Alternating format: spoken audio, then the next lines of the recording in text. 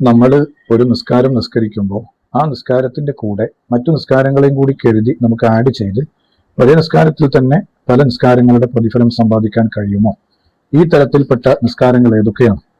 ബഹുമാനപ്പെട്ട ബഗിയ എന്ന ഗ്രന്ഥത്തിൽ പറയുന്നത് അസ്സുനനിലെത്തി തന്തരിജു മഅ ഗൈരിഹ അശ്റുൻ, മറ്റൊന്നിന്റെ കൂടെ നിസ്കരിക്കാൻ പറ്റുന്ന നിസ്കാരങ്ങൾ 10 എണ്ണമാണ്. തഹിയ്യത്ത്, തവാഫിന്റെ 2 റക്അത്ത്, ഇഹ്റാമിന്റെ 2 റക്അത്ത്, വുളൂഇന്റെ 2 റക്അത്ത്, സലാത്തുൽ ഗഫ്ലത്ത് അതായത് ഇശാ മഗ്രിബിനിടയിൽ നിസ്കരിക്കുന്ന അവ്വാബി നിസ്കാരം, ഇസ്തിഖാറത്ത് നിസ്കാരം, സലാത്തുൽ ഹാജത്ത്, അതുപോലെ സലാത്തുൽ സവാല് ഉച്ചക്ക് സൂര്യൻ മധ്യാഹ്ന രേഖയിൽ നിന്ന് തെറ്റിയതിനു ശേഷം നിസ്കരിക്കുന്ന നിസ്കാരം, വൽ ഖുദൂമ മിന സഫർ യാത്രയിൽ നിന്ന് വന്ന സമയത്ത് നിസ്കരിക്കുന്ന നിസ്കാരം, അതുപോലെ യാത്രയ്ക്ക് വേണ്ടി പുറപ്പെടുമ്പോൾ നിസ്കരിക്കുന്ന നിസ്കാരം.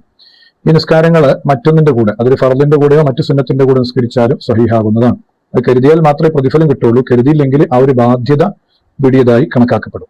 ഇനി മറ്റൊന്നിന്റെ കൂടെ നമുക്ക് നിസ്കരിക്കാൻ പറ്റാത്ത നിസ്കാരങ്ങളാണ് ജമാഅത്ത് സുന്നത്തുള്ള സുന്നത്ത് നിസ്കാരങ്ങൾ. ഉദാഹരണം പറഞ്ഞാൽ ഒരാൾ സുബ്ഹി ഖളാ വീട്ടുന്നു, അതിന്റെ കൂടെ അയാൾ വിത്റും കൂടി നിസ്കരിക്കുന്നത് പറ്റൂല. സുബ്ഹി ഖളാ വീട്ടുന്നു, അതിന്റെ കൂടെ തറാവീഹും കൂടി നിസ്കരിക്കുന്നു, രണ്ടും കരുതിയിട്ട് അത് പറ്റൂല.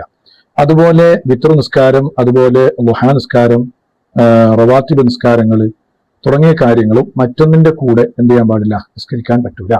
നേരത്തെ നമ്മൾ പറഞ്ഞ നിസ്കാരങ്ങളൊക്കെ മറ്റു ഫർദിന്റെ കൂടെയോ അല്ലെങ്കിൽ മറ്റു സുന്നത്തിന്റെ കൂടെയോ നമുക്ക് നിസ്കരിക്കാം. ഒരു ഉദാഹരണം കൂടി പറയാം. ഒരാൾ പള്ളിയിൽ കയറിയപ്പോൾ ജമാഅത്തിന്റെ സമയമായി, അപ്പൊ തഹിയ്യത്ത് നിസ്കരിച്ചിട്ടില്ല. അപ്പോൾ ഇരുന്നിട്ടില്ലെങ്കിൽ അയാൾക്ക് ആ ജമാഅത്തിന്റെ കൂടെ തന്നെ എന്തിനെ കരുതാം, തഹിയ്യത്ത് നിസ്കാരത്തിന് അയാൾക്ക് കരുതാം. അതുകൊണ്ട് തഹിയ്യത്തിന്റെ പ്രതിഫലം കൂടി അയാൾക്ക് ലഭിക്കുന്നതാണ്.